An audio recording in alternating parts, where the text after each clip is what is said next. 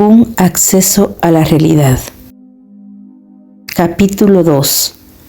Integridad en pensamiento y realidad. Es una verdad extraña, no sin profundo significado, que toda categoría en que podemos pensar implica un complemento que tiene la índole de un opuesto.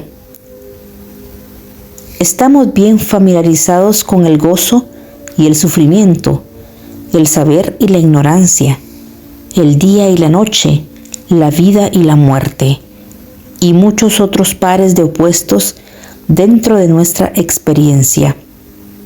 Tenemos también el par básico, vida y forma, al cual lo generalizamos y lo refinamos, convirtiéndolo en espíritu y materia, como las dos cosas fundamentales de la existencia. Lo inmediato va desvaneciéndose por etapas de proximidad y distancia, hasta convertirse en lo último. No podemos postular intelectualmente ninguna condición o principio sin implicar una condición o principio opuesto que se necesita para la integridad.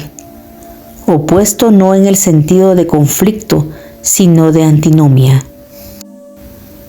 Es tal la naturaleza de la mente que piensa sobre la base de diferenciaciones. No conocemos mentalmente una cosa a menos que la coloquemos sobre el fondo de lo que ella no es. Cada forma de percepción nuestra ha de tener un contorno, y ese contorno ha de excluir a la vez que incluir. Si no hubiera sino un solo color en el universo, no existiría ningún sentido del color. Conocemos o sentimos un color, solo diferenciándolo de otros. Estamos acostumbrados a las categorías, percibimos en el fondo de nuestras mentes, en el proceso de nuestro pensar, ciertas categorías que no vemos en el primer plano de los fenómenos observados. Vemos en el primer plano, en el frente tan extenso como lo hagan nuestras observaciones sensorias y nuestras deducciones, una interminable diversidad. El concepto de diversidad implica tácitamente una unidad. La unidad se necesita en la lógica del pensamiento para equilibrar y completar el concepto de diversidad. Y cuanto más profundamente sondeamos las bases filosóficas de nuestro pensamiento con respecto a la naturaleza de la existencia, más nos damos cuenta de la necesidad de ese principio de unidad en el universo. Si ese universo es recapitulable filosóficamente y no es apenas un universo de desatinos. Cuando llegamos a realizar que nuestra existencia tiene el signo natal de la relatividad, que toda manifestación, lo mismo que todo pensamiento, depende de la creación de relaciones, proyectamos automáticamente dentro de la existencia la polaridad de un absoluto.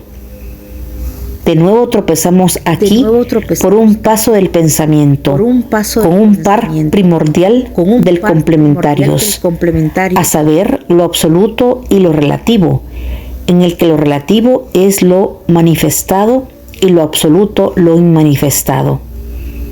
En forma similar, esa actividad constituida por el saber o el darse cuenta implica la dualidad de un objeto del conocimiento y un conocedor. Todo hecho objetivo implica una condición subjetiva de conocer. Proponemos entonces estos conceptos de una unidad, de un absoluto, de una realidad subjetiva, que pertenecen a la especie de un más allá, meramente como una definición de deducciones y para alcanzar una sensación de integridad, con una mente que solo puede formular en términos de dualidades. ¿O es que nosotros, o más bien la mente, en tal formulación no hace otra cosa que reflejar desde su ángulo una realidad del universo, una realidad que puede captarse de otro modo por una conciencia que, a diferencia de la mente, puede percibir por un proceso de identidad en el que no hay la separación de la dualidad. Quienes han podido hablar con autoridad, sinónima de experiencia auténtica, están de parte de esta última suposición, la cual nos lleva a suponer que buscamos integridad y filosofía, porque hay una integridad y una filosofía en la naturaleza misma de las cosas, de las que nosotros somos parte integrante. El hombre interpreta el universo de acuerdo con sus conceptos, pero sus conceptos se inspiran en una viviente relación con ese universo del cual él es carne y hueso, como el microcosmos y el macrocosmos. Y esta relación hace que gradualmente refleje en él mismo la naturaleza del universo y lo perciba por medio del conocimiento de sí mismo. Así también proyecta a Dios con su mente, que es una parte de él mismo, pero la idea de Dios en lo abstracto, aparte de toda figura de deidad con que pueda estar investida, existe perpetuamente, rondando oscura y vagamente, porque en esa idea está el punto focal de una realidad. Esa oscuridad y vaguedad se va esculpiendo en toda forma concebible, por atisbos de fantasía, conformes a su propia índole y calidad. El hombre busca un más allá, porque hay un más allá que ejerce sobre él una insistente presión, cuando él, al punto de una sensibilidad suficientemente fina, ese más allá ejerce sobre él una atracción que influye en su pensamiento.